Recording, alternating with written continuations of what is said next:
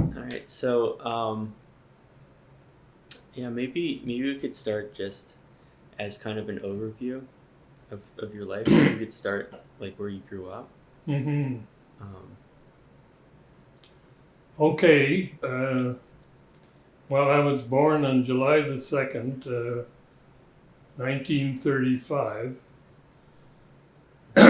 If I was born precisely at noon, I would have split the year. really? Yeah. I have that figured out. Mm-hmm. Anyway, the 30s in Alberta weren't a lucrative, wasn't a lucrative time. Uh, Mm-hmm.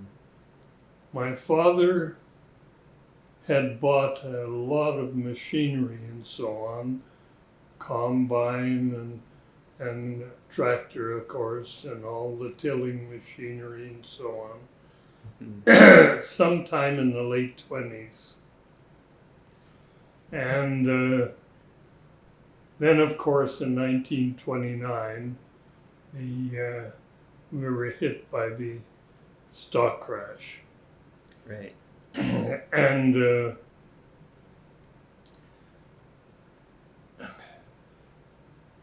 at the same time, and probably even maybe preceding it a little bit, the drought in southeastern Alberta was coming on with a vengeance.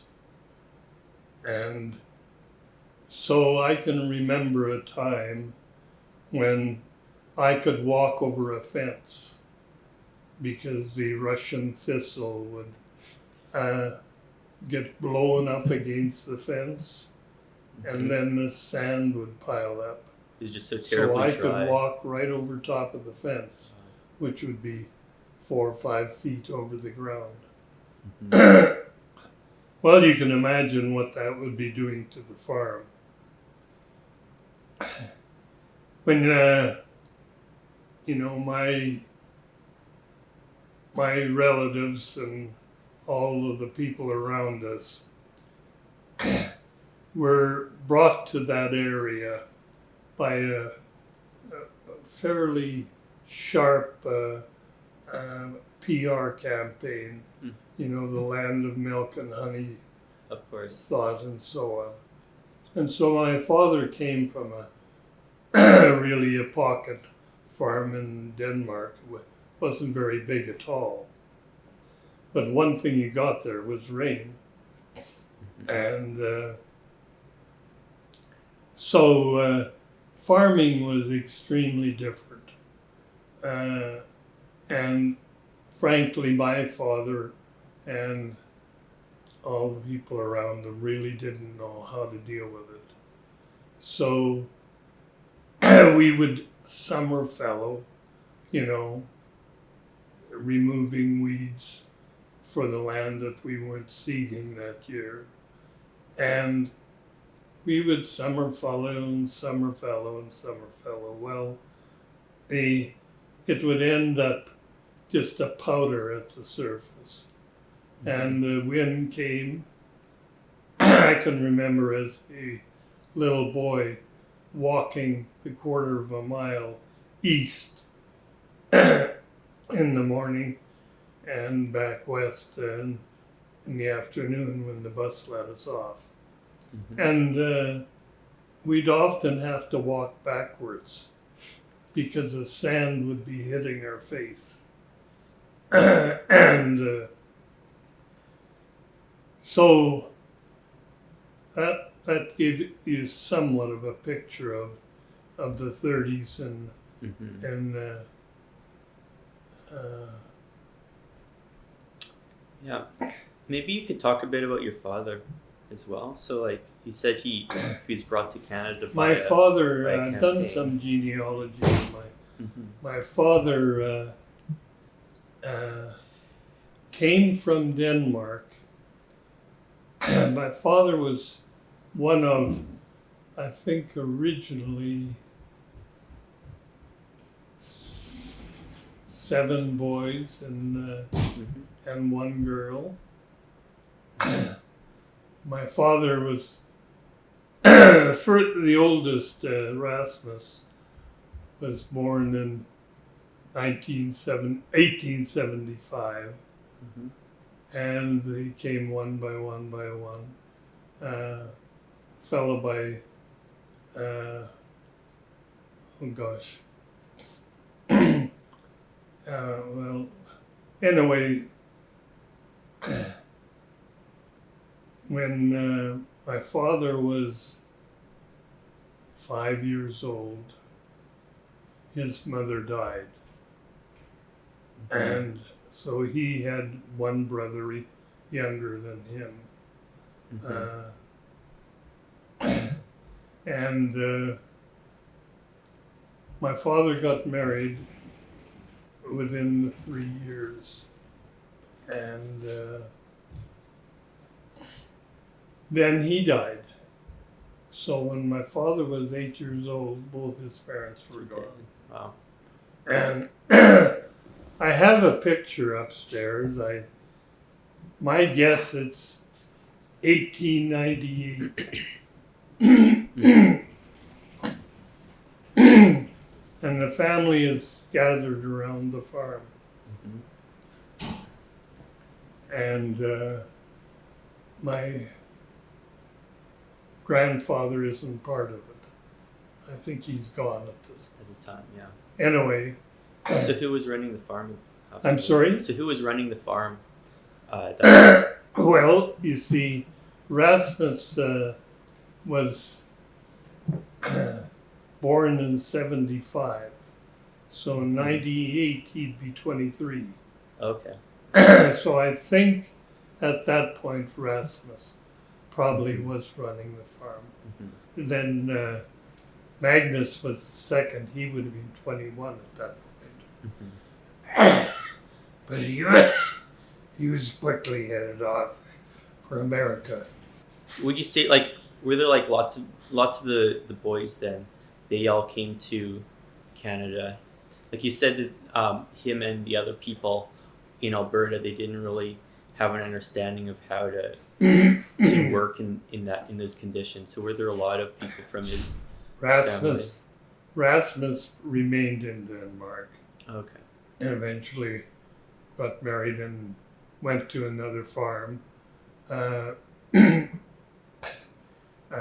Magnus and Andrus, Mm-hmm. then later became Andrew in the States, and Helmer, Mm-hmm. and finally my father ended up in the States. Mm-hmm. The brother Andrus, who was born in 79, Mm-hmm. was on a farm in northern Minnesota. Mm-hmm. And so after my grandparents died, my father, who was very big for his age and so on, in fact, you could look at a picture there, Mm-hmm. and my father is bigger than his 15-year-old brother, who was a midget, Augie. So here, let me pull this up. So which one here is your phone? So you see on the left On the my left. father, Mm-hmm. and then it's Rasmus, his oldest brother, Mm-hmm. and then it's Karen, his one sister, Mm-hmm. who was older than him, very sickly person, who died in her mid-20s. And then in front of him is Einar. He was the youngest. Right. He eventually took over the farm. Mm-hmm. And then as he's standing up behind Mm-hmm. is Helmer, who still hasn't gone to the States. And then it's Marie, the stepmother, in Right. front. And finally, Augie here. See, my father is 11, and Augie is 15. And He's already taller. Yeah. yeah, let's see. I guess the stepmother was quickly came into the family within a few years, and then she was suddenly alone as the only parent. Well, it's interesting. My father never talked down about his stepmother, but my brother, Gordon, who stayed on the farm, said he wasn't a happy teenager. Not often teenagers are, Yeah. their parents are gone, and their whole base is gone from their point of view. Anyway, when my father was 14 years old, he found his way from Denmark to Liverpool. Just how he did that, I'm not sure, but it'd be bus, boat, whatever. How he financed it, I don't know, but he came alone at 14 and came to Liverpool and jumped on a ship there in November, about a week before his 15th birthday. And then the boat took him across the ocean to Halifax, first of all. And I could see by the X's crossed out, passengers that have left, that he got off in Halifax, the first stop. Right.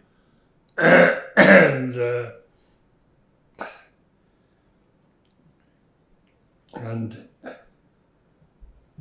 by this time he's 15. He apparently financed his way across by taking care of the cattle on the ship. Oh, did he? How did you come to that arrangement?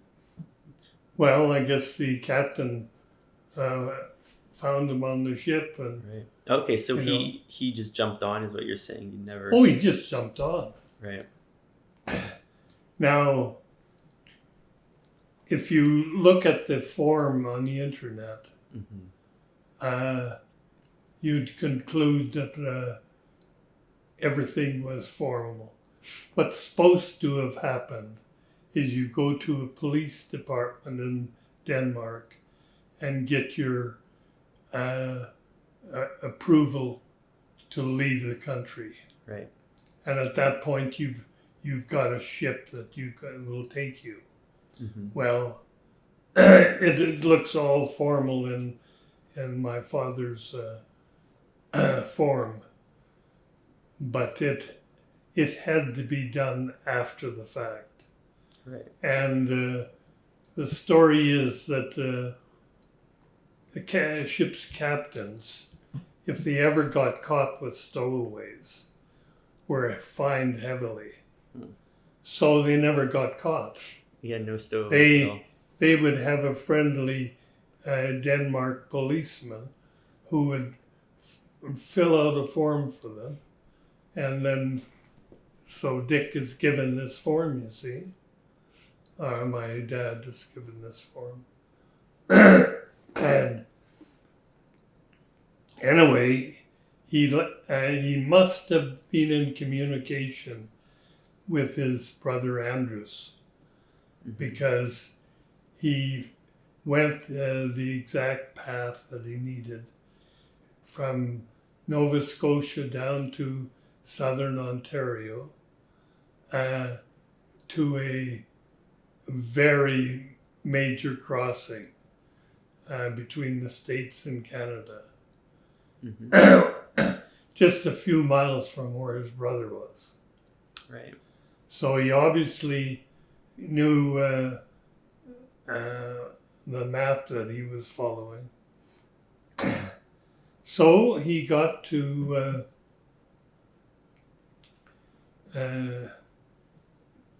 a place called, oh gosh, it's named after Indian bread. What is it? Panikin or Bannock. Bannock? Bannock. Yeah. Yeah, Bannock. Yeah, he went to Bannock, Minnesota. And he, I guess, worked on the farm there with them for a while. And I don't know, did this and that. And anyway, financed himself. And then when he was about 18, he filled out a form for homesteading in Alberta. Right. And then he would have come through the Ontario border. I don't have any trace of it. But he goes through that border back into Canada and comes to Alberta. And you had to, came with a friend out from Medicine Hat, I guess, with a horse and buggy. He located his land, and I guess you had to build a shack on the land. And I forget what other things you had to do. But in the summer, you'd be on the farm. In the winter, you'd probably be working for wages somewhere else. So that was in 1909.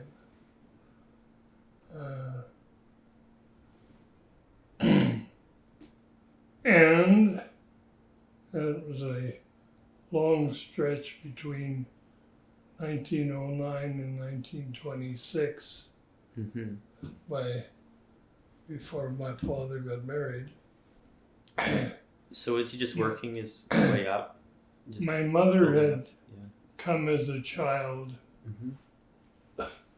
from Norway at the age of 4.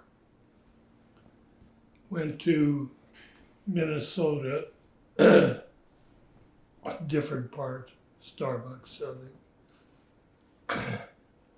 And it was basically she and her one older brother and a younger brother who were born before they left Norway. A older child, the oldest of all of them, in fact, had died as a young baby. And her name would have been Minda as well. They often did that. They reused the name. Yeah, reuse the name. So, my mother came to Minnesota at age 4. And by the time she was 12 or so, he'd had 2 more children born. And father had got severe lung problems. What is it? I'm not sure exactly what you're... Tuberculosis. Oh, tuberculosis, right. And her father died in, I think, 1911 or 1912. And then she had he would have been a younger brother who had already arrived in this part of the country. And he urged her to bring the family up here. So she packed up and would have arrived around 1912, I think, on the farm just a mile or so away from where my father was. And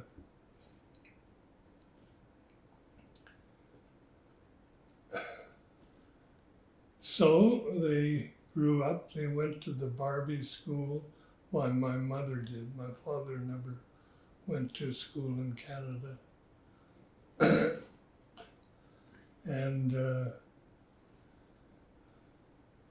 well, I'm sort of losing my track here. Yeah. So Anyway, that's... yeah. So when did they would they have met just over Pardon? time? Do you think they knew each other for a while before they got married? I didn't hear you. Do you think they knew each other for a while before they got married? Oh, a long time. Mhm. Yeah. See, she would have... my father was 11 years older than her. Right. So he'd have been 23 when she came up here as a 12-year-old. And then over the years, in 1926, my mother was pregnant Mm-hmm. and had gone to Lethbridge. I don't know whether my father knew she was pregnant or not, but anyway, he found out, Mm-hmm. and he went to Lethbridge, and I have the marriage certificate Right there. Yeah. in Lethbridge. February the 10th, 1926. That's your mother's birthday. Really. And there you have it. Huh. Anyway, so they got married, and 19 days later, Lloyd was born. Mm-hmm. So,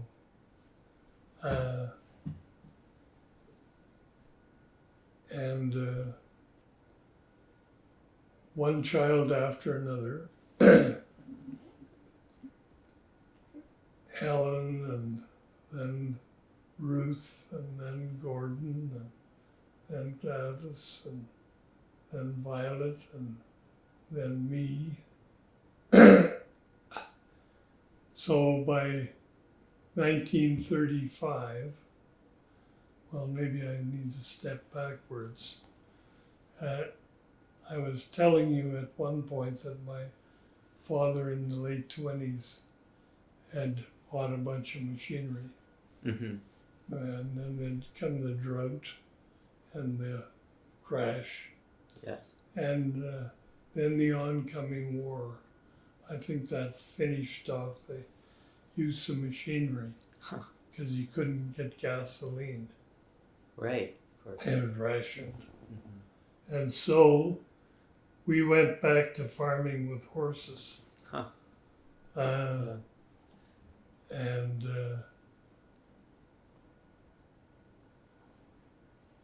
at noon I would come out. My father would, I'm not sure if we had, I'm trying to think whether he used 10 horses at a time or 8 horses at a time. But there would be 5 and 5 or 4 and 4, in, well, you know, Lined up. faster ones in front. Right. And so that's the way he farmed.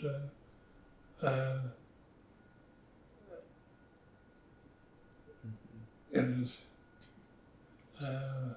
So as a child, what were your responsibilities? well, as I say, I'd have to come up and take 4 of the horses home, or 5 of them. Mm-hmm. On one occasion, I left with the faster horses.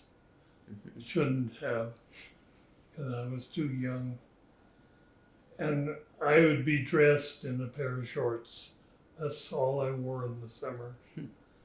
And we went down this coulee hill, and the horses got away on me and dragged me across the bottom of the coulee, the gooseberry bushes. And so I was all bloody. Oh man. Anyway, I finally let go of the reins, and Gordon caught the horses. But that was one of my jobs. My big jobs from the time I was old enough and strong enough to do it was milk cows. So I would milk cows in the morning. First of all, I'd have to get the cows. So I'd run and get the cows in the morning and milk them and then go to school. Well, at the point where I went to school. And then the same thing in the evening. That was one of my jobs. The other thing was keeping the hot water tank full on the stove.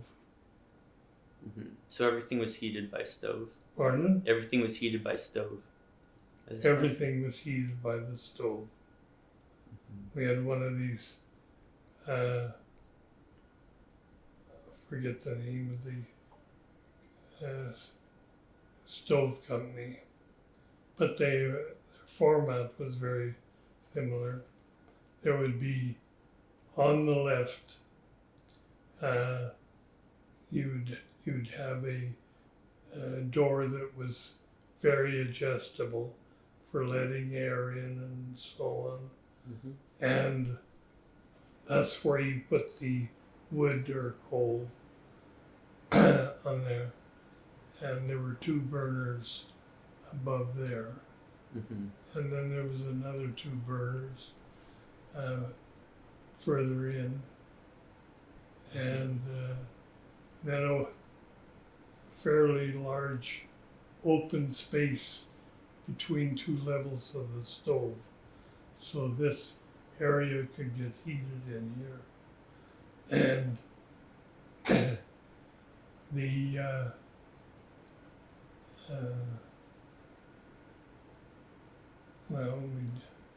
you could heat water or whatever, or for coffee or whatever on that part of the stove. And then at the far end was the water tank. And so when the stove was heated, hot air circulated around and heated the hot water tank. And so my job was to keep that tank full. And I had other little jobs. So did you ever get electricity in that house, or was it always done that way? Not while I lived there. No. We, at night we would have the lower level reading lights. Maybe you've seen them. They were called kerosene lamps. Well, they weren't a lamp, but so you've got a little tank, you put kerosene in, and you screw on top. There's a sort of a canvas wick that goes down into the kerosene. The kerosene absorbs that. And then above you've got a glass frame, something like that. So like almost a vase? Pardon? Almost like a vase? Like a vase? Or like almost shaped like a vase, but open at the top and bottom.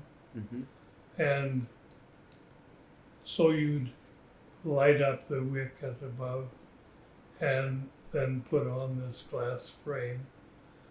And that served as a light, but it was a fairly weak light. Mm-hmm. And then we got a more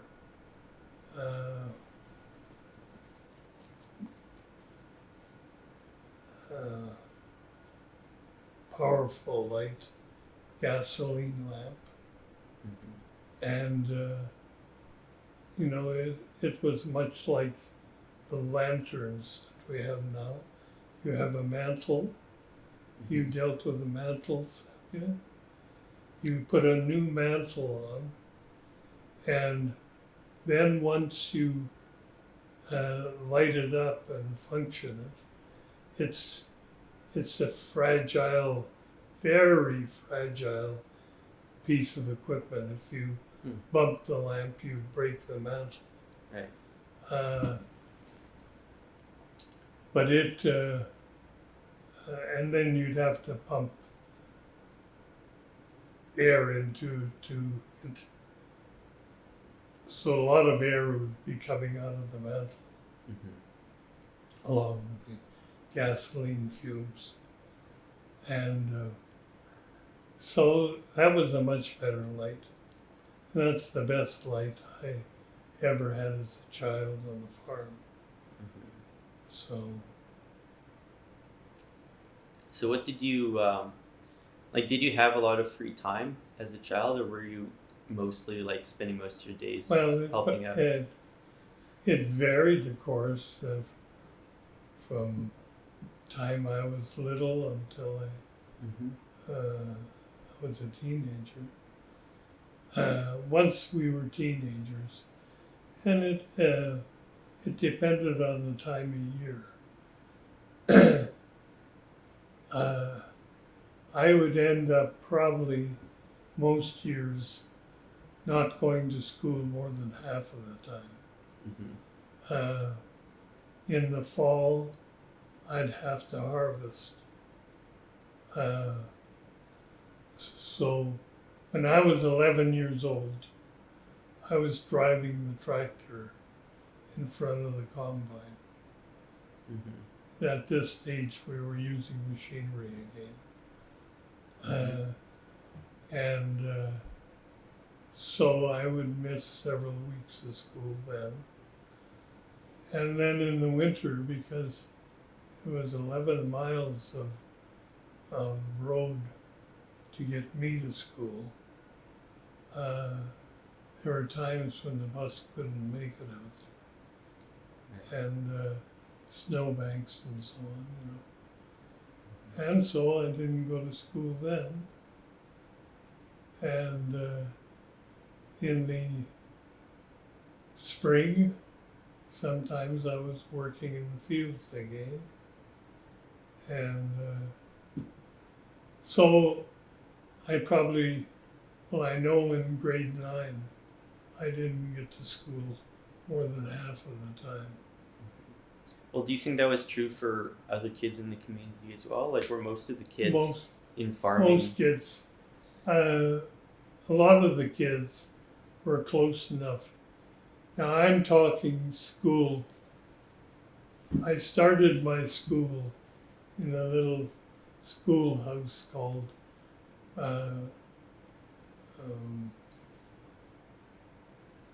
Barbie Schoolhouse. Mm-hmm. And that was the same one you said your parents would have gone to? Pardon? That's the same one your parents, your mother at least. My mother had gone to. Yeah. Mm-hmm. It was 1.5 miles away, so I'd walk to school. But I went there only from grade 1 to grade 3. Mm-hmm. And then they closed the school down. Hmm. That was the end of that school. And so then I had to catch the bus to Orion. Quite a trip then. Yeah. So from grade 4 to grade 11, I went in Orion. And I guess my brother My brother Gordon never did go to Orion. Gladys and Violet did. Violet was not a good student at all. She hated school. And so she quit. I think she failed grade 9. We had to write departmental exams. Mm-hmm. I think she failed. Anyway, she didn't go back to grade 10.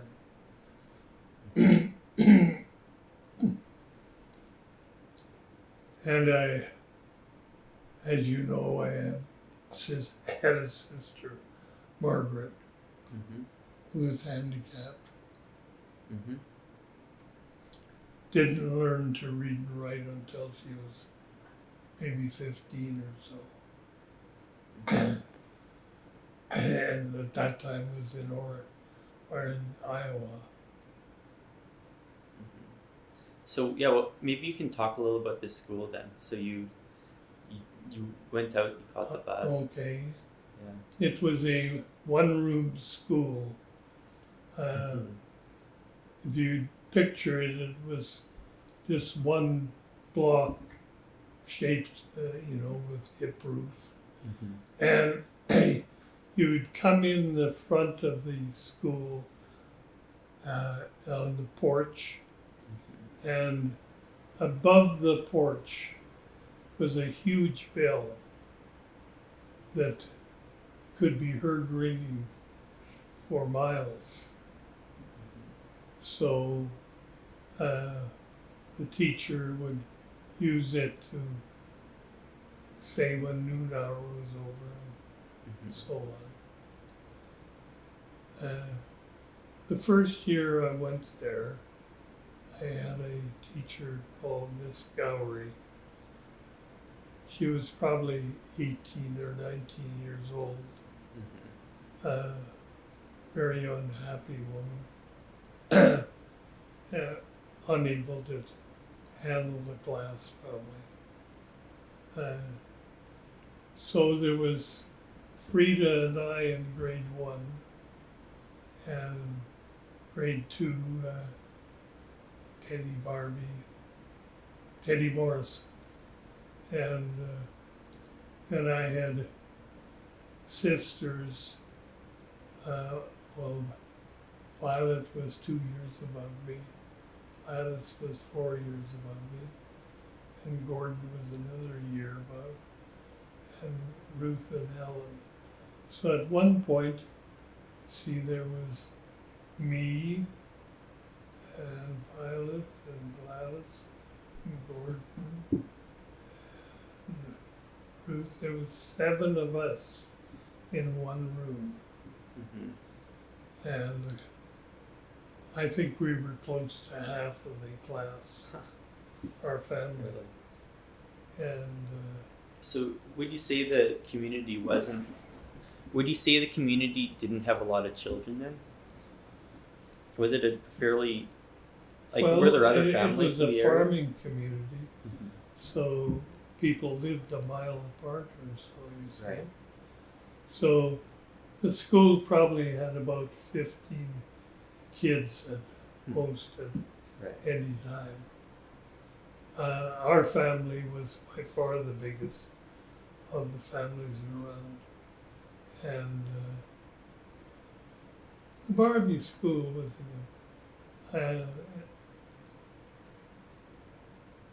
Miss Gowrie was not a very good teacher, but anyway, I had her for grade 1. I had a Miss Trennan for grade 2. She had a little brother who was 1 year younger than me, and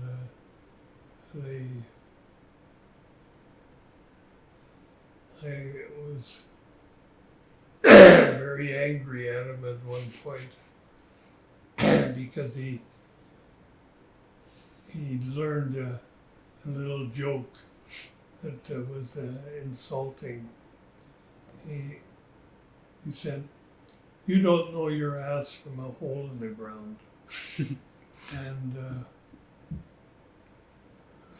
I looked at him. So he pokes 2 holes in the ground.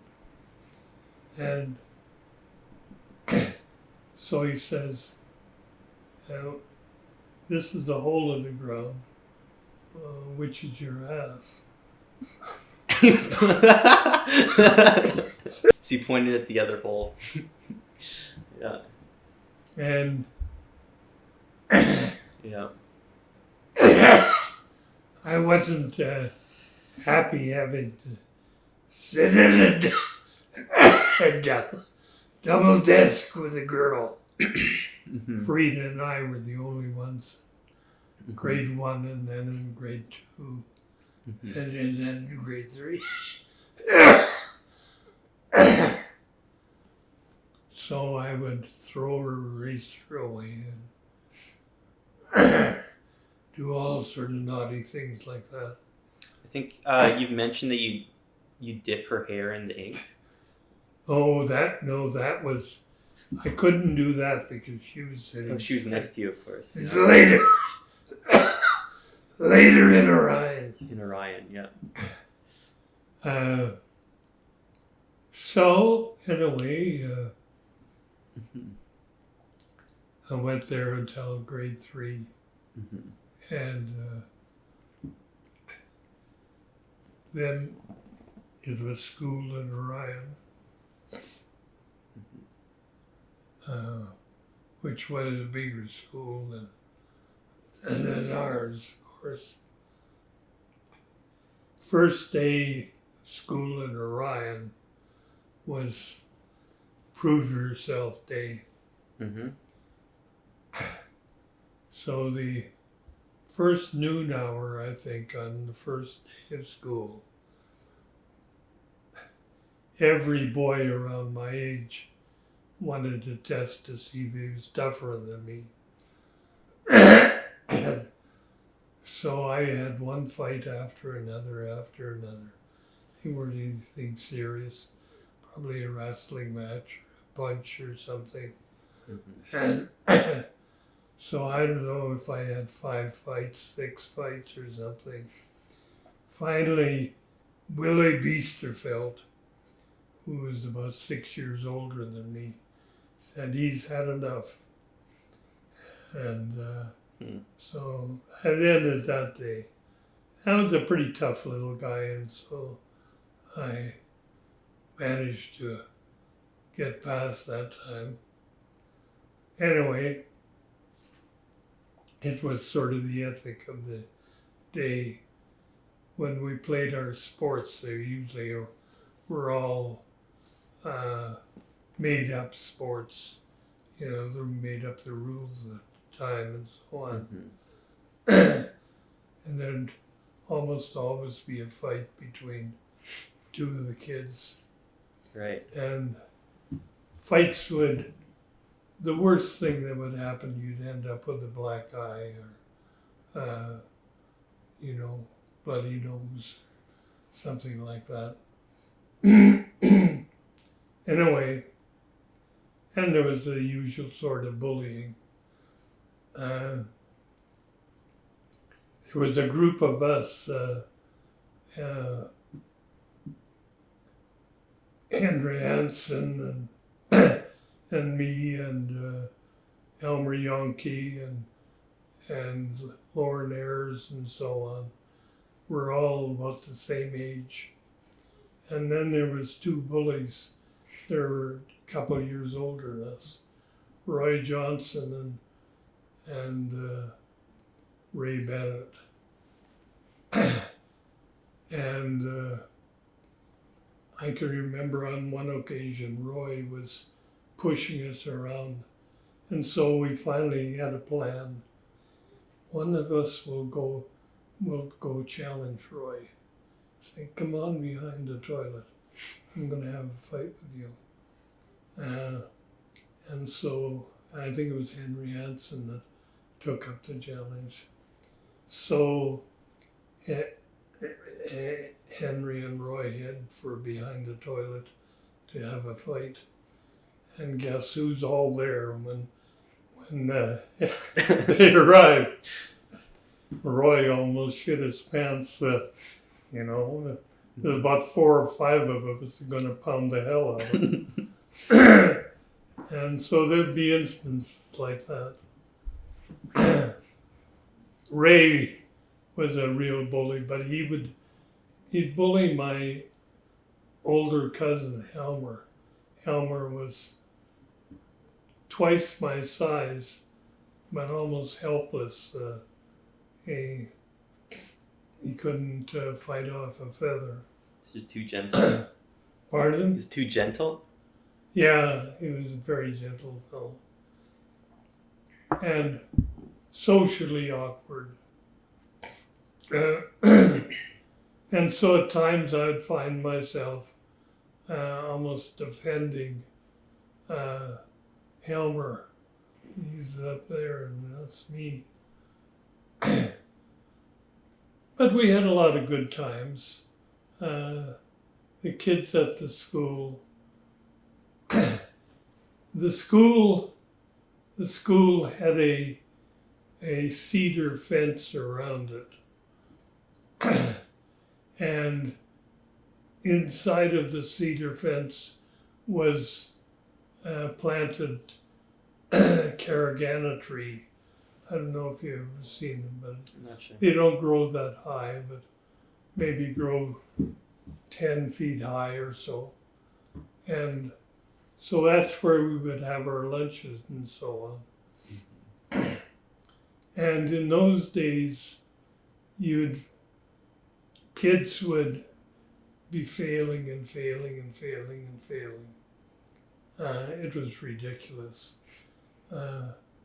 I had a guy in my class called Jacob Bonnet, he had various mental handicaps. But I swear Jacob was 6 feet when I was about 4 feet, or 4.5 maybe. He was just spending his life. Same class. Yeah. And so, anyway, one thing Jacob would do for us, we'd go for lunch in the carragana trees, and Jacob would bring whiskey or rum or something from home. Mm-hmm. And we'd all have a little swig of rum or something.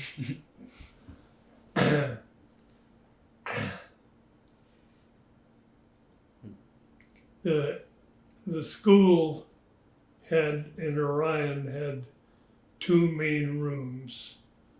And one on the east side is the grade 1s to the grade 3s. And then on the other side was the grade 4s to grade 6s. Well, I arrived in grade 4, so I never did go on one side. And then under each of them was a play area. The girls' area was under the 1 to 3, and the boys' area is under the 4 to 6. And so we would play sports like prisoner's base. I don't know if you've ever played that game. It's very simple rules. You'd have 2 teams on either end of the basement. Mm-hmm. And you were more powerful if you touched the wall after someone else. So if you caught someone out in the middle and you had left the wall after they had, then you could take them prisoner. That was prisoner's base. And the only way to release prisoners was to get into from one end to the other without getting touched. And once you got there, you could release one of your prisoners. So that was basically the game. Mm-hmm. I remember on one occasion, I just about killed myself. Dived into the wall, concrete wall. Right on the head? It hit my head. Wow. So my teeth were all loose. Wow. It was a stupid thing to do, but So, So how many teachers did you have in this school? well, there would be there'd be two teachers in each of the rooms I was telling you. Mm-hmm. And then the junior high, 7, 8, 9, 10, 11, they were in another building, Hmm. which I eventually went to as I got older. Mm-hmm. And there'd be one teacher there. Right. So there'd be 3 teachers in the school. So during this time, like, so this is, I guess, like a span of your childhood. Like, what do you think, or what do you remember transpiring at the farm? Like, how did life? What were the ups and downs? Ups and downs Yeah. at surrounding the school, You're back at home. or well, it's interesting. See, at one point there would have had to be 8 kids and 2 parents Mm-hmm. in a house that had at most 3 rooms or so. And but it's interesting. I don't remember feeling like I grew up in a crowded kitchen or something. When I wanted to get away as a very young child, I would crawl in behind the stove, which would be about 8 inches or so from the wall. Mm-hmm. Boiling hot. Now, Probably. a metal pipe came out, for ejecting smoke, out and up, and went out through the ceiling. And I'd go in there, and I'd be facing the pipe with my stomach probably 4 inches away. Never burned myself. But it was, if I'd have ever touched it, I would have. I did things like that. And it was probably because there was so many bloody people, in the winter, in a little room. Mm-hmm. It's just it didn't stand out to you at that point. It would have been just the way of things. I didn't notice anything strange. Mm-hmm. You get used to whatever is. I didn't know we were poor. Mm-hmm. We were much poorer than pretty well anyone in poverty around here now. But it's what you see around you. Everybody else was much in the same situation. Mm-hmm. So I can't complain. I had a decent childhood. Mm-hmm. My father was a strict but very fair individual. Mm-hmm. My mother was a hard-working person who worked from morning till night, Mm-hmm. getting food ready for. So we lived in that kind of style house. But as I say, when I went to the neighbors, they didn't have anything that we did. The odd one would maybe have a car or so. For years and years, we didn't have a vehicle. So we'd get groceries from Orion by driving in a lumber wagon to Orion. Mm-hmm. And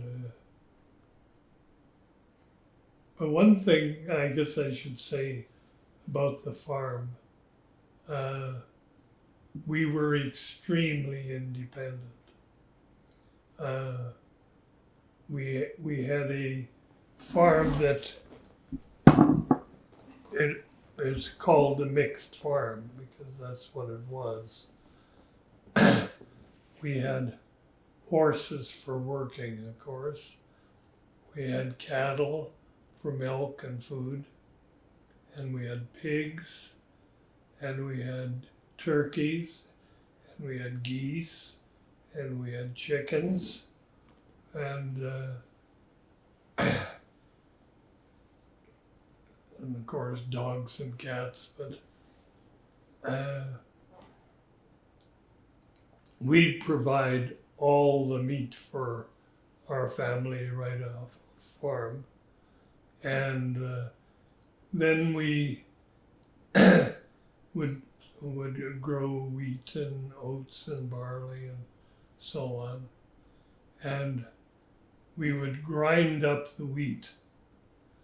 Every once in a while, we'd hook the tractor up to a grinder, and with a long belt that went around the flywheel of the tractor, and so we'd start the tractor, and then someone would be filling the bin, and someone would be shoveling away the, and so we made our own flour. Right. And made our own butter. So when we went to the stores, we would buy things like pepper and what would be some of the things, the odd fruits and so on that we would get at times, and that's the other thing. The vegetables we would grow in the garden, and then we would preserve them. Right. So you had an ice box? Pardon? You had an ice box or a cellar or something? Well, for most of the vegetables, you'd preserve them in sealers. Big sealers, and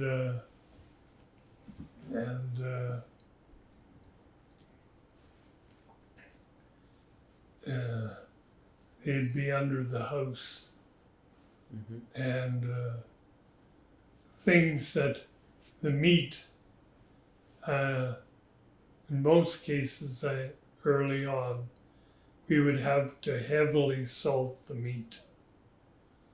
And so I can remember half of our bunkhouse having just quarters of beef and pork and so on hanging there in the winter. And it's so salted that it wouldn't spoil.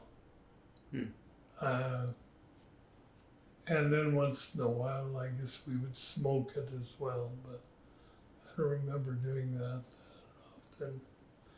In the summer, we would cool things by putting them in the ice house. In the winter, while I was growing up, the dam would get at least a 3-foot layer of ice on it. And then we would, at one point, close to spring, we would cut huge pieces of ice and drag them up with horses to the ice house, slide them into the ice house, and half fill the ice house with ice. And then that would, and then cover that up with straw, so it was insulated. So the ice house we probably could keep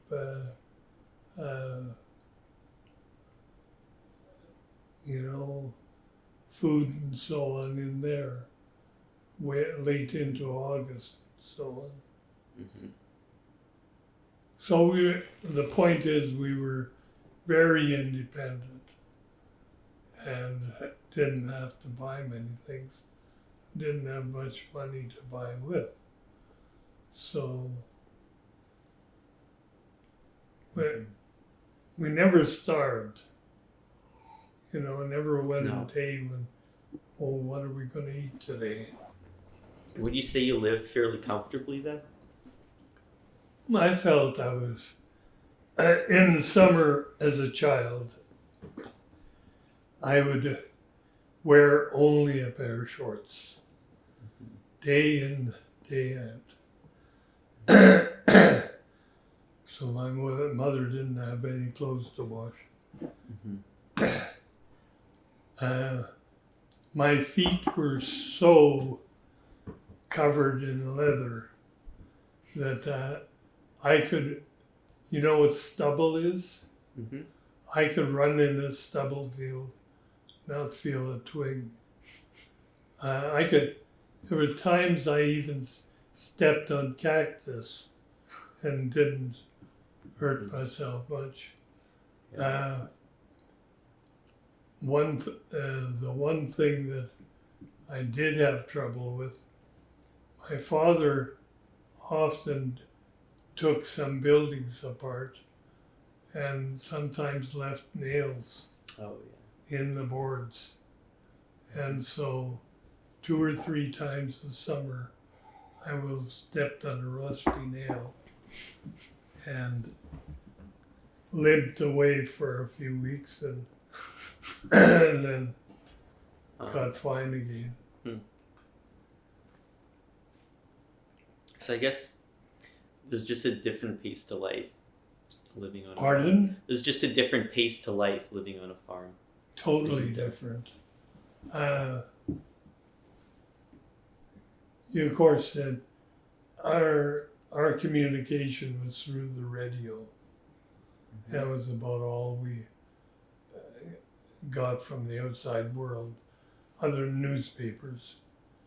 And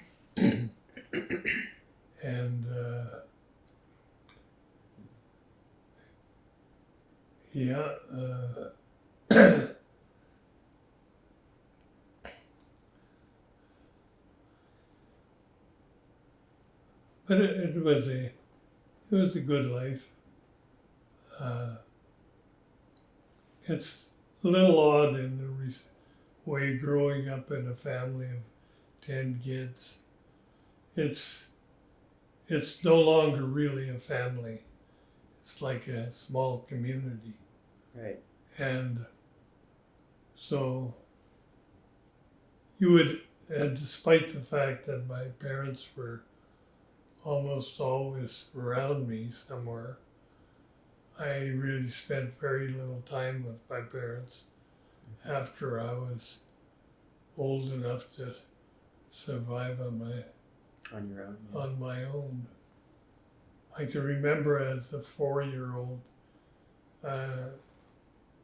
getting on a raft that Gordon had made, and then it moved away from the edge, and I got frightened and jumped off and had to walk underwater for a while to get to the shore. I guess you didn't know how to swim?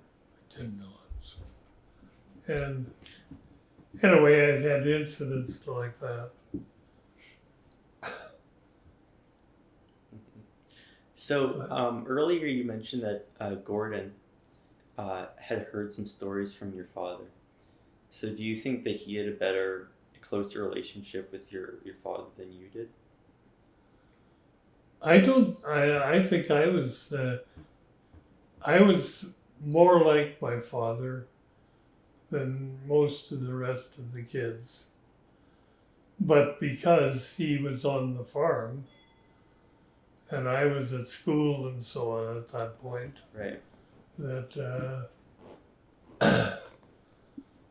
that he got to know things I never would have. But no, my brother Gordon was quite a different person than my father. My father was very much an intellectual. Hmm. Uh, Gordon was, intelligent, but in a practical ways and so on. Gordon made a very good farmer, and I would have made a lousy farmer. So no, I would say if my father had lived much longer, I'd have had some very good conversations with him. Mm-hmm. But he's gone by the time I'm 18, you see. Mm-hmm. And I was away from home most of the time then, Right. going to school. Well, So mm-hmm. What do you remember of your father? extremely strong fellow. He could lift 450 pounds. He was never overweight. I suppose he was about 210 pounds. And about 5'10", a little taller than me.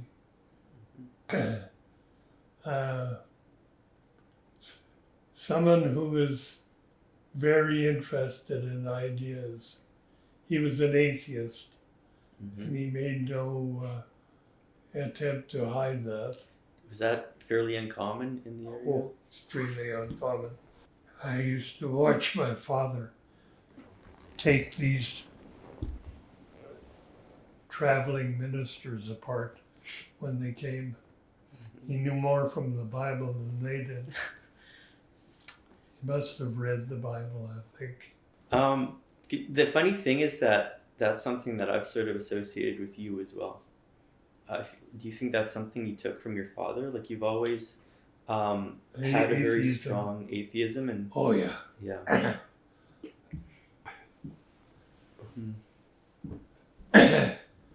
As a child, my father was always on the left. Mm-hmm. I belonged to co-ops and things like that. Mm. But as a child, I was convinced that the world had to be fair. And I wasn't sure how it worked out. Mm-hmm. But, if you had a hard time as a child, you'd have a better time maybe later. Mm-hmm. A rather naive view of what the world was like. Mm-hmm. But anyway, that was important to me. Mm-hmm. But I guess, so when would your father have had, so I guess you did have enough contact with your father to kind of get an understanding of his views and so on? Well, of course, most of my contacts with my father would be in the context of milking cows or whatever, so you're not Right. spending a lot of time philosophizing. No. I suppose And not. particularly because he's gone by the time I'm 18. Mm-hmm. I never found out a lot about him. Mm-hmm. So you can only sense what he's like. Mm-hmm. One thing my father would do is go to the schools if we were mistreated. Mm-hmm. On one occasion, he went to the Barbie school. The Barbies had a farm very close by. Mm-hmm. Beulah Barbie had forced Helen and Ruth to not be part of a Valentine's party. Mm-hmm. And that infuriated my father. And so he went down there to straighten Beulah out. And she went into the outhouse when he came and didn't come out of it until he left. So that was her punishment. If you ever spent an hour in an outhouse, you you know that you don't want to do it again. So that was Beulah's trip experience then. And there were other occasions Dick can tell you and so on. But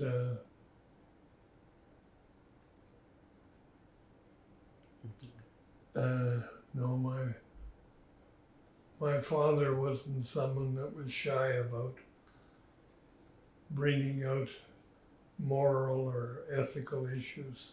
Yeah, he seems like a principled man. He was very principled.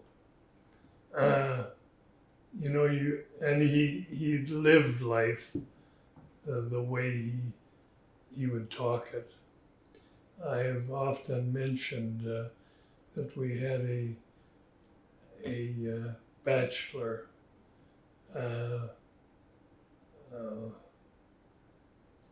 Oh gosh, what was his name? Charlie Ellison. And Charlie Ellison, everybody knew it, but he lived by thievery. He would steal things from the local stores, you know, like raisins and things that were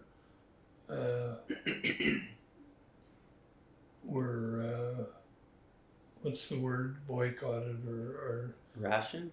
Rationed in during the war.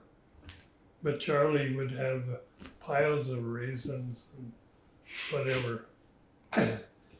And he'd even steal horses.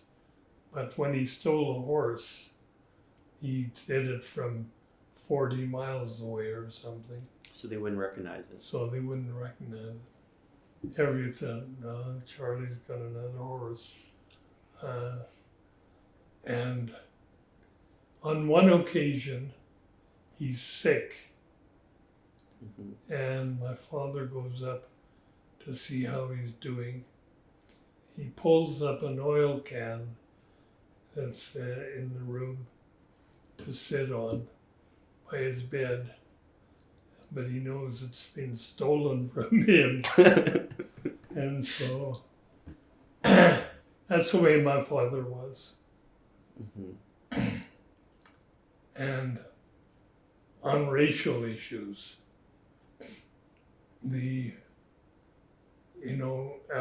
during the war, when I was growing up,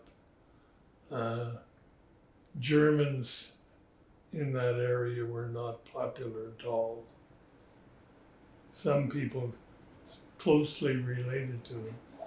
The Schmidts that I went to school with presumably weren't German, but they spoke German, and I'm not just sure what their nationality was, but anyway, they would get,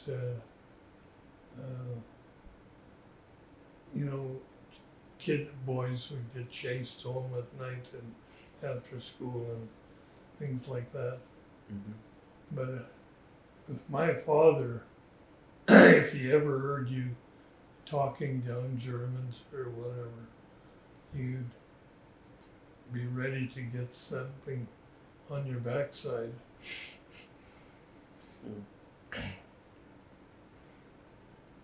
Yeah, I feel like that's that might have been something that you've taken from him. I'm sorry? That might be something that you've taken from him. Well, I think I did, probably. Not always do kids take the same sense of the world from their parents. My father, I thought, he had deep thoughts about what the world should be like.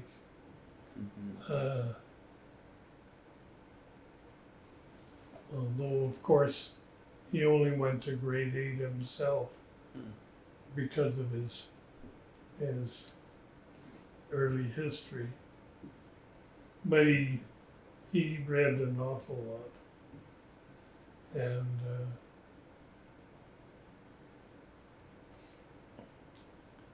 And he was a very pleasant father. Uh, he was a disciplinarian in the house. If we did something that was pretty naughty, and wait till my father comes home from the field before you find out what happened. I can remember on one occasion, I'm just a little toddler. I don't know if I'm 5 years old or 6 years old or what I am. But this hen hatches out turkey eggs. You know, we would put turkey eggs under a hen. You didn't have enough turkey hens. And so this poor hen would have to raise these turkeys that are twice her size, following her around. Mm-hmm. Anyway, they're just hatching, and I went to the nest and was trying to see if they could fly. So I was flipping them in the air. They were tumbling around, and my sisters saw me do it, and they screamed to my mother, "Walter's throwing the turkeys in the air." And so she comes running, and I take off. And it was late enough in the summer, so the grain was fairly high. So I run into the grain and lie down and hide for hours until I figured, well, my mother must have cooled down by now.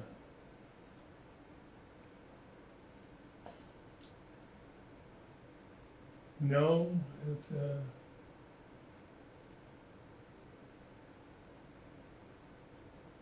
was a very different life.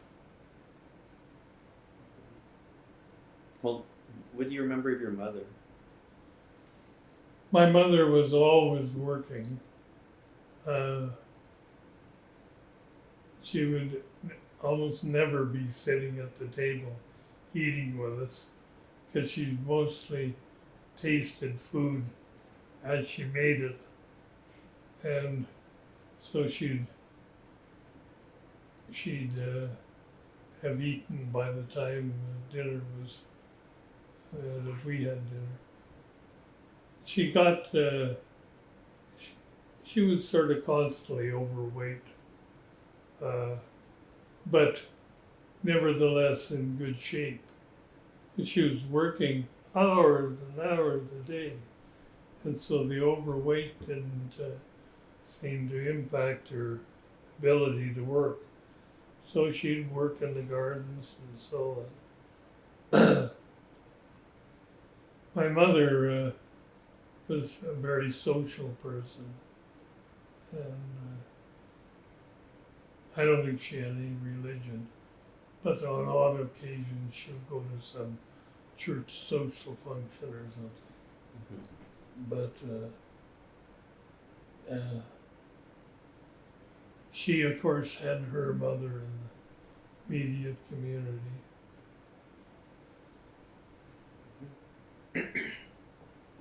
But it was a hard life for them.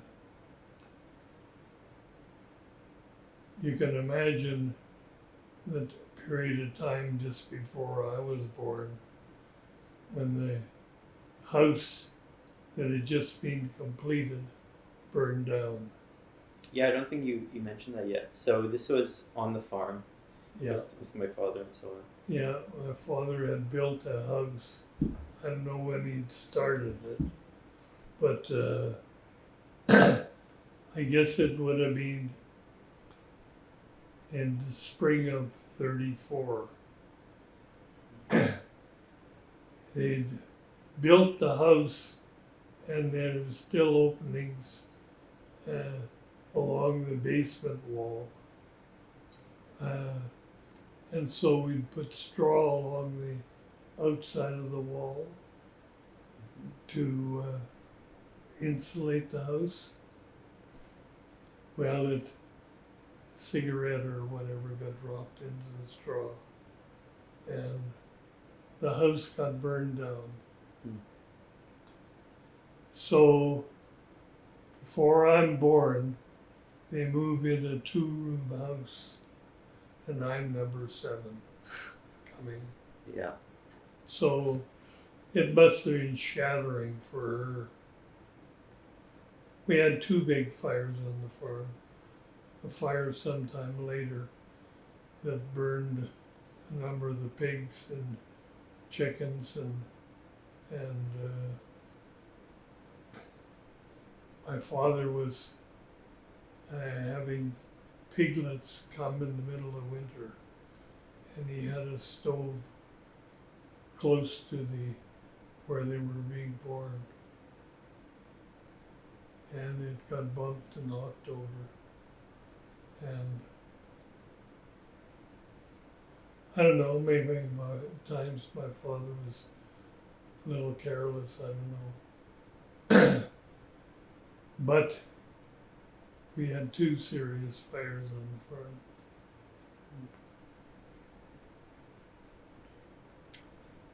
farm. Maybe you can talk about some of the neighbors, because I remember you've got a number of ridiculous stories about things that people would get up to. Some of the characters in the community. They all were characters of a sort.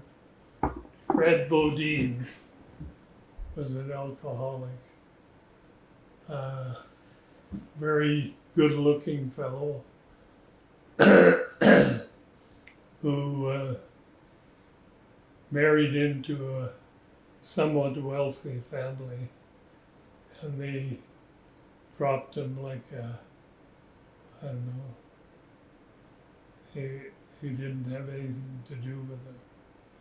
So that side of the family never saw it. And he had 4 children. In 1939, the older daughter was romancing with a fellow in the area, and it was an older fellow in his 30s who believed he was the cheated lover. Mm-hmm. And so he shot both of them and himself.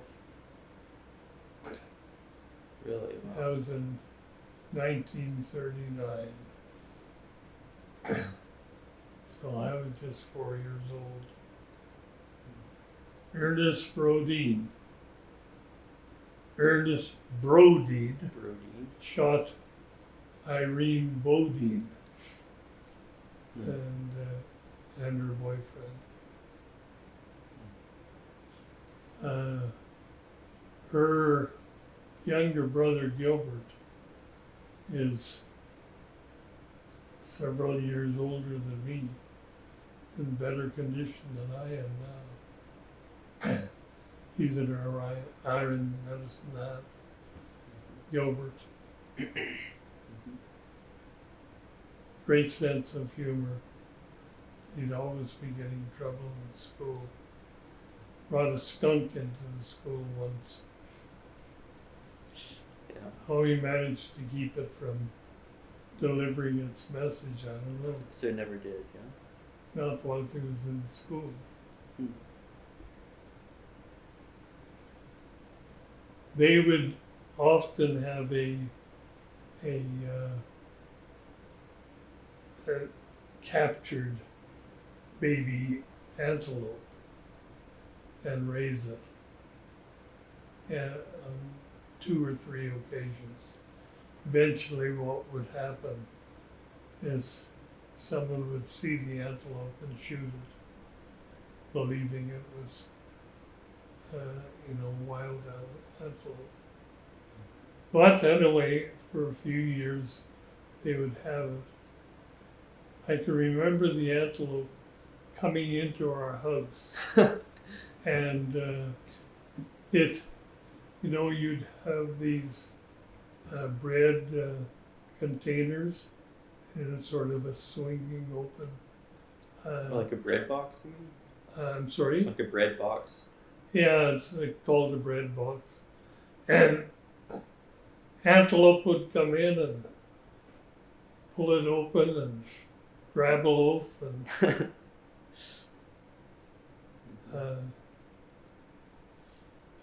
was a very nice little pet, but you wouldn't have them for long. So where would you find antelopes like that? Oh, they were all over there. Yeah. It'd be, mostly you'd see 30, 40 antelope at a time running across the prairie.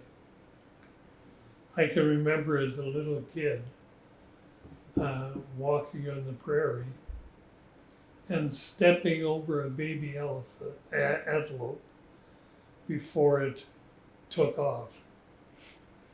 I hadn't seen it. Oh. So. So did you have a lot of contact with animals? Like, would you interact with them frequently? I in the summer I lived more with animals, I think, than my siblings. In the morning as a child, I'd go out on the prairie and maybe stay out there all day till dinner. And I, end up with odd circumstances. Did I tell you the time I fell asleep on an anthill? I don't think so. How I managed to do that, I don't know. Didn't get bitten, just lie there, and they were crawling all over me when I woke up. No, I would. I knew all the cattle and all the horses by name, and I knew their social habits. I know who was boss and who was friendly with who. They have a society much like us. It's so I could tell which pair of calves were friends with each other and so on. I would spend so much time out on the prairie. Same with the horses. I knew the horses, and I don't know how old a child I had been, but I think by the time I was 6 years old, I was spending hours on the prairie, unless it was a heavy rain or something, which didn't happen often.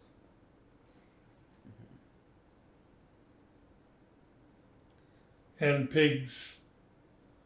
I had a sow who I didn't really train her. She was just smart enough to train herself. In the evening, I'd go and get a bucket of oats from the granary, to maybe 2 buckets, and take it back and feed it to the pigs. So this sow eventually got used to my path, and I would get 2 buckets, and I'd get on her back, and I'd ride her to the granary, and she'd stop and wait there while I filled the buckets with grain. And I'd get on her back, and she'd walk back to the pig pen, and I'd feed her. Huh. I never recall ever intentionally training her to do it. No. She just knew what was in her own interest.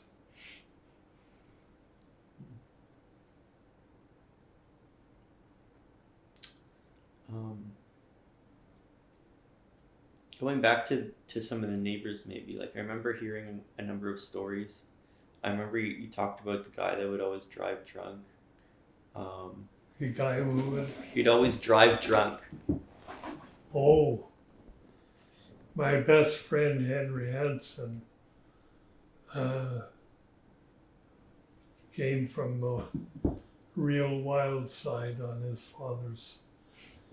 John Hansen, Senior. He was a bit crazy, I don't know. You know, that he'd do extraordinary things. In the spring, when he was working on the farm, he'd get all covered in dirt, you know, the fields. And he'd jump into a creek or whatever that had ice in it, and he'd come out all blue, and he was a tough nut. But he had this old Model A car or whatever, and he was an alcoholic, and so he'd drive it to Manyberries, and then he'd come back after he was just totally bombed. And the roads were, you know, just like this. Just, yeah, so you got The these ditches. big ditches, yeah. Ditches weren't very deep at all. Mm-hmm. Well, John comes driving along home from Manyberries, and this guy with a cat is coming the other way, and he figures, I better get down in the ditch, or John will hit me. Well, he gets down in the ditch. Next thing, John comes into the same ditch. He's just boom, back and forth. but he'd be driving, 20, 30 miles an hour, and so you could drive your car after, hitting something. But that was John. His two sons, Nels and John, they went to school with my mother. And they used to shoot cigarettes out of each other's mouths. Wow. If they're really good, they could put the cigarette out. Crazy. Anyway, that was Nels and John. And Well, was your friend, did he take off after the same leaf as well? pardon? Your friend, you mentioned your friend was part of the same Henry. family, right? Henry, yeah. Do you think that he kind of followed the same Well, path as well? he had that crazy streak. John and Minnie, the parents of my friend. My friend had an older sister, Margaret, and then it was him. He was just a few months older than me. And then there was a younger sister, Violet. Mm-hmm. I went to school with, knew very well.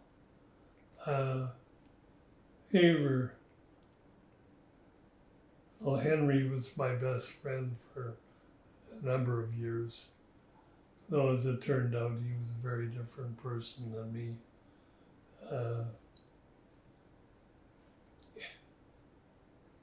I can remember on one occasion, I've told this story many times, Henry and I got up on top of the barn, and we decided we were going to use a sheet of bed from the bed Mm-hmm.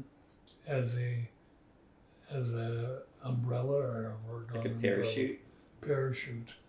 Mm-hmm. And so each of us grabbed onto a corner and ran off the roof. Well, once we got off the roof Snap. Yeah. and down we Yeah. went, and I think we ended up with a few sprained ankles and so on at times. Henry would do that. Henry would try to hitch up a sail onto his bicycle,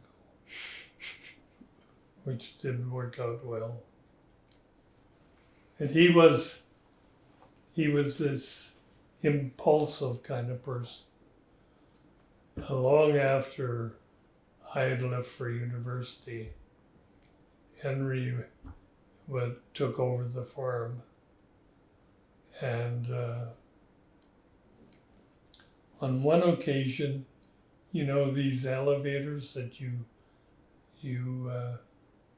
pump grain up into top of a granary. Mm-hmm. Well, it's got a motor, so there's a belt going around. Mm-hmm. Well, Henry is looking at the belt and wondering if he's strong enough to stop it by grabbing onto the belt. Right. Well, he grabs onto it, and unfortunately he grabs onto the way it's going, not the He way, pulls it the wrong way. not the other way. Hmm. And his fingers go around the pulley.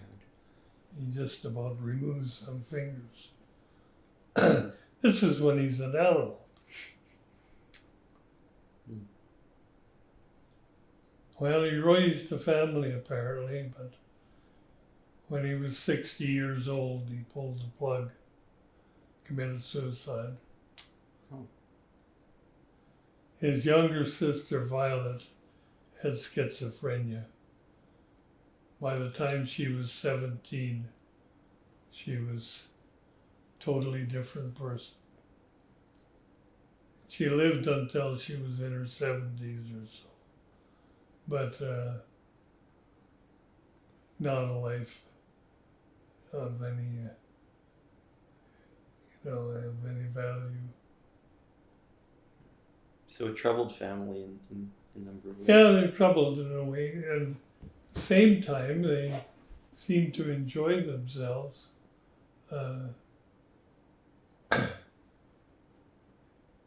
Johnny was a very strong fellow.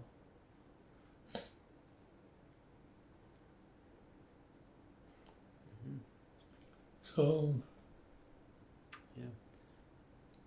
Let me think about.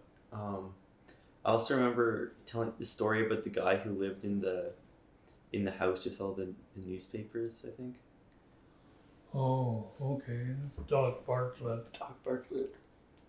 Doc Bartlett had a medical degree from Harvard, and he's practicing medicine out in rural Alberta.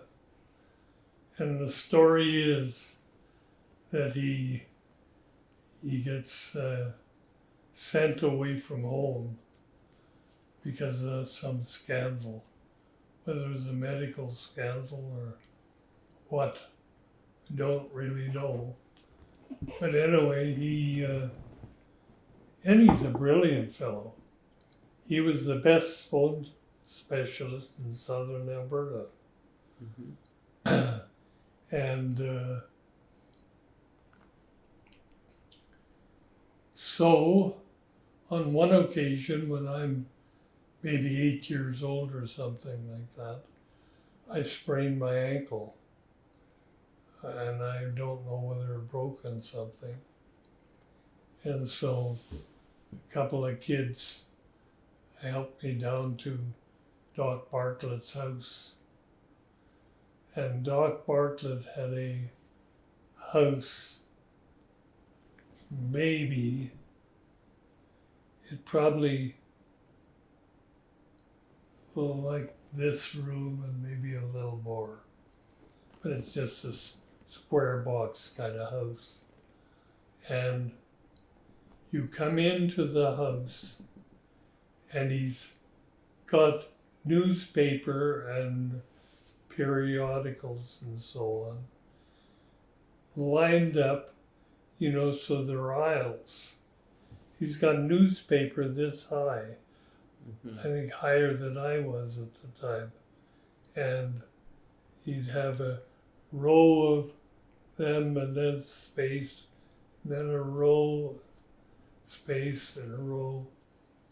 And so I came in and walked between these rows of newspaper up to his bed. He had a bed in the corner of the house, and just a coffee pot on this bench, and a loaf of bread and that sort of thing. Anyway, checked me out, said, no, you got a sprain, no broken bones. That was Doc Bartlett. Yeah. Yeah, just quite a character. His place eventually burned down, and he got somewhat badly burned. Didn't live long after that. With all those newspapers, I guess it's an inevitability. Yeah. I'm trying to think. So I remember there was some more stories you've told. I think there was this one guy that was really shy. This one fellow was really shy. Oh, I'm not sure if I remember his name. I think it was something like Charlie Richardson or something like that. Anyway, he was a bachelor, and how old he was, I don't know. I hardly ever knew him. But the girls knew that he was just deathly afraid of them. So on one occasion at least, he came to his door and forced their way in, and Charlie was out the window and gone. You got some odd bachilers. The one close to us, we went into his shack, Violet and Gladys and I was. It was a building much like Doc Bartlett. But in that building, when you came in the front door, one side from the floor up to close to the ceiling was a pile of wheat. In his house. Pile of wheat. Huh. And then over in the other corner, he's got a bed, and he's got a little table with a can of jam and a loaf of bread and maybe some butter, but not likely. It wouldn't last. And so that was Carl Magnuson. He was an enormous fellow, extremely strong. And I had several stories that I passed off about him. None that I'd be direct, A witness to? Witness to. But the funniest one I can think of is he had no sense of sociability. So we'd have dances in the Barbie school. Well, Carl wouldn't ask a girl to dance. He'd just pick her up and hop around. And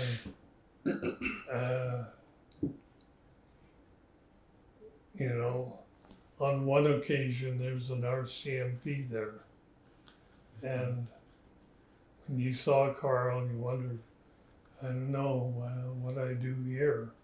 I can't let him abuse this woman, but how do I deal with him? So decides to jump on Carl's back. And the funny part of it is that Carl keeps dancing. I guess the embarrassed RCMP eventually gets off. He's just swinging around. Yeah.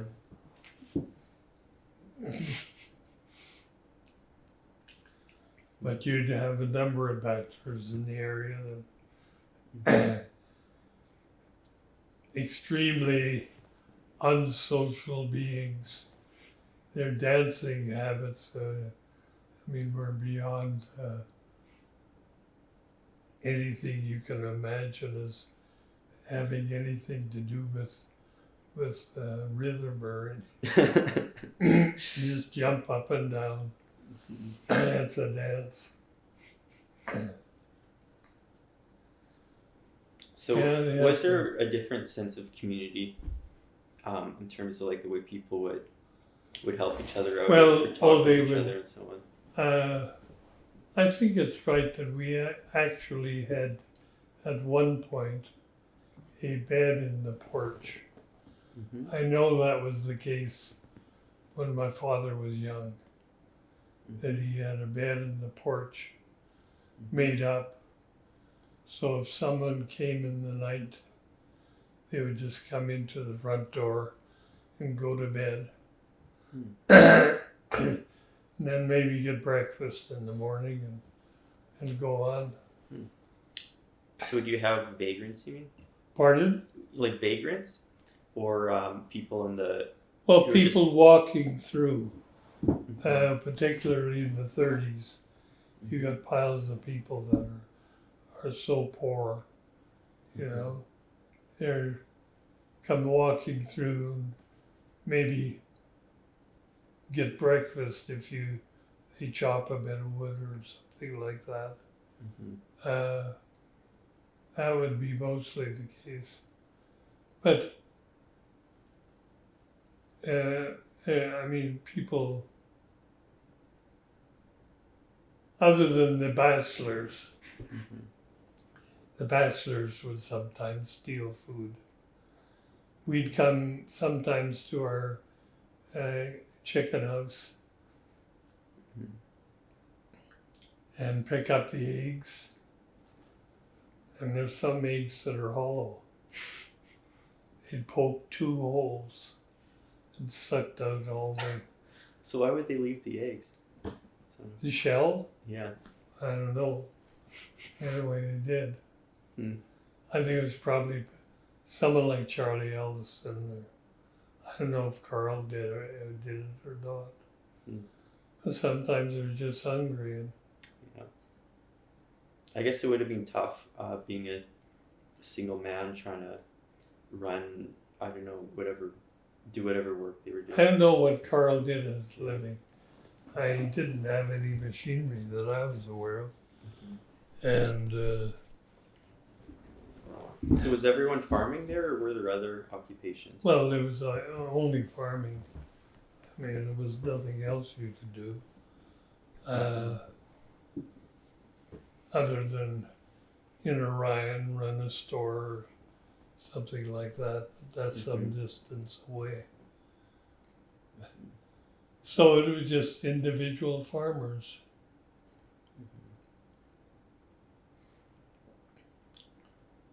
I suppose you haven't spoken much about your siblings either.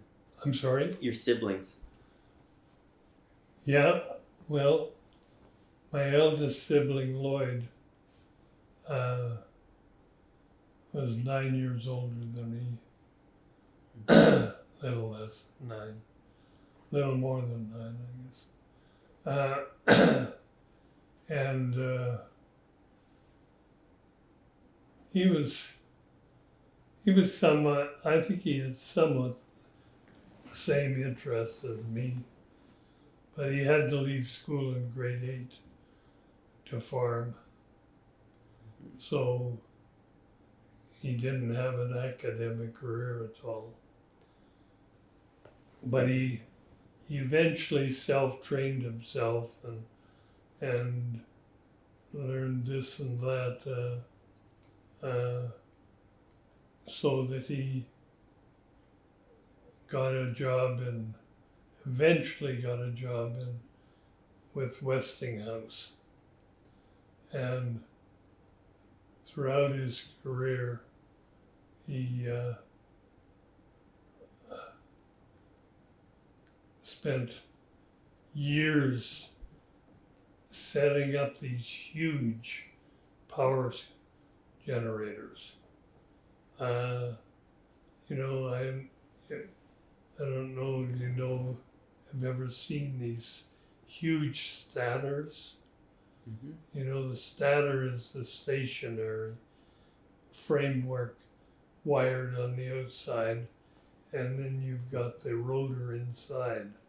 Mm-hmm. Well, the stator is like the size of a house, and so he would get these things set up in India or Indonesia or wherever. As a younger man, well, he had left home shortly after Gordon was old enough to help on the farm, and he was driving trucks without brakes in the mountains of BC. Wow. Logging trucks. Mm-hmm. Anyway, he got by that. Then he went to Westinghouse, and in one case he's checking out a stator that has been oiled or whatever they do to him, you know, to see if it'll function. And it caught on fire. He's probably 22 years old then. And he manages to climb out of the stator, and a fellow grabs him to try to get the flames out. And Lloyd, of course, is just crazy at that point and wrestles himself sort of free. And they have you know, around the stator, they had all these, what do you call the supportive material to walk around it? So on. Like a walkway. What do you call it? Like a gangway? Or Well, whatever, yeah. yeah. And they break through one level of the floor and fall down one level. And Lloyd falls on top of the other guy, breaks his back. And then Lloyd gets sent to the hospital. He's lost all fingernails, toenails, eyebrows, hair. He's just about dead. He must have been close. He lost a lot of heavy skin. One arm, I think it's his right arm, never did regain strength. He had third-degree burns or whatever in the shoulder, and he must have been wearing a helmet. For the longest time, you'd see a brown stripe on his face like that. That eventually went away, but so he spent 6 months somewhere in BC in burns specialist area. And he gets over that and gets married and has the 6 boys and a girl. But he didn't raise them himself, really, because he's traveling all the time. to these foreign countries. Right. And so that was my brother Lloyd's life. I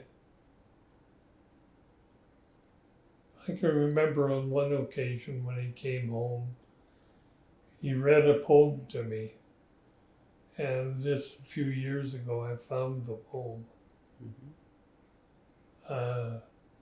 So he was interested in poetry. So that was my brother Lloyd. Helen was a very nice person. She got married and when my parents died, she took my two younger sisters with her to Iowa. My sister with a mental challenge, Margaret, and then Violet, Carol. But she raised a family down there, and we see them once in a while. I guess maybe you've seen Sally, or Yeah, I think I've met her before. Anyway, Helen was all of the ones that went to the States eventually picked up a religion. Helen as well. And so church was an important part for her. And then there's Ruth. Ruth was born in 28, I guess. Ruth was somewhat of an intellectual. So she got through high school and took, forget what they call it, but the minimal requirements for teaching. And then she taught a few years, and while she was teaching, she got her degree during the years. She was interested in ideas. Ruth and I have had some very good discussions over the years.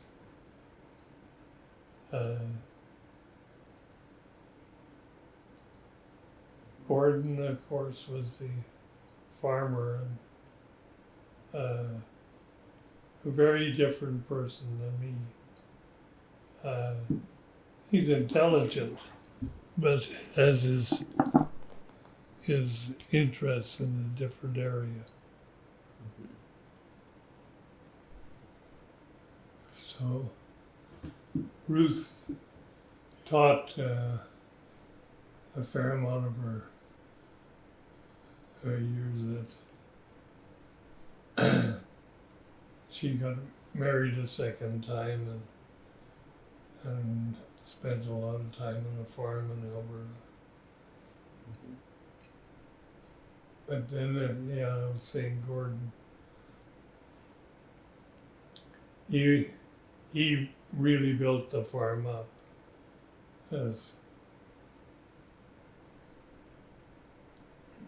At the point where my parents die, the climate changed in that area, so we got a lot more rain, had some very good crops. So Gordon was able to totally transform the farm over the years. So the only building at the moment, I think, is the old barn that wasn't there, or was there, when my father lived on the farm. So he built up a very good farm. And Gladys, of course, was typical rural mother, raised a very good family. And She's the one that I remember the best myself when we used to travel to Alberta occasionally. She seemed like a very warm person. Very warm person. Yeah. Gladys never got in any fight with any of the kids. Violet and I used to fight like cats and dogs. No, Gladys was always very pleasant. She was a good student, but she wasn't someone who was terribly interested in academics. It was something she could do if she had to.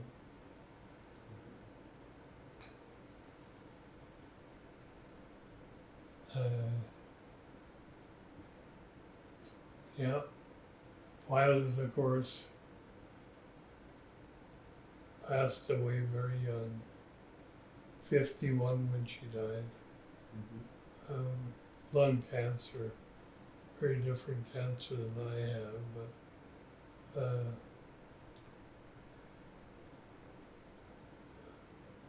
had two daughters.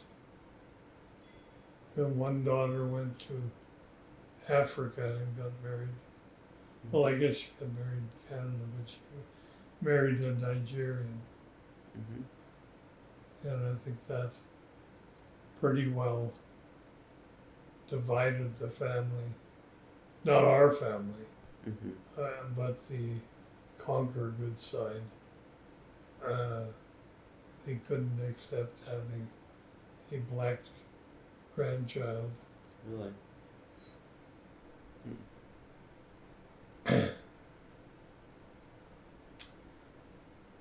Margaret, interesting, Margaret.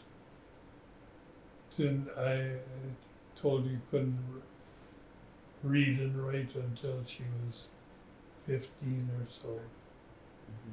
And she never was able to do it well, but she worked in a senior home, washing all the blankets and so on. So she was the last one to retire in the family. And then she got cancer and passed away. She was very religious in her later years. I used to spoof her at times. She would read the Bible in the most literal sense. And so, it was evil for a man to have long hair. Right. Well, I'd get on the phone and say, "Guess what, Margaret? I've let my hair grow down to my shoulders." Walter! And then she'd finally realize I was poking fun at her. But Margaret was a very good soul.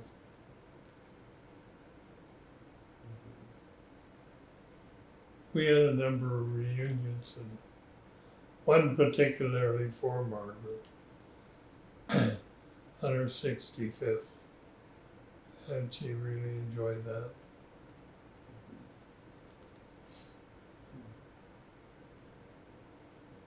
Carol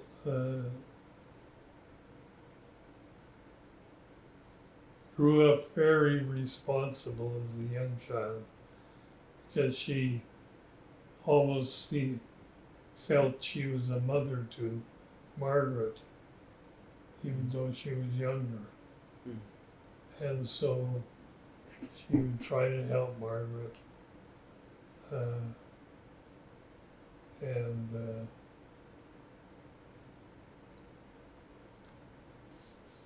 Yeah, Carol is academically very bright.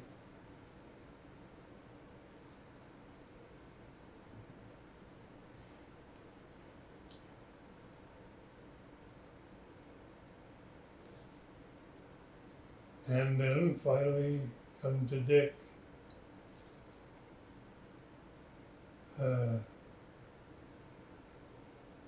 Dick, of course, lost his parents both by the time he was 8. Hmm. 8 years old, lost both parents. And he went to live with Ruth and Bill. And Bill was not a nice fellow at all. And so at one point when I come back from BC and work on a farm in the Warner area where Ruth was, Dick ran away from home and went looking for me. Well, he didn't find me, so he had to go back. But eventually Bill's brother told Gordon, you gotta get Dick out of there. It's not a decent situation. Well, Dick has had a very productive life over the years. Got close to the top of the police and medicine lab. And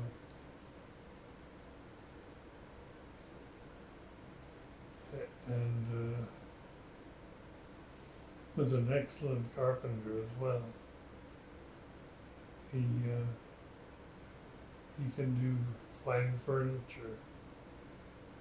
Interesting. So that's the family.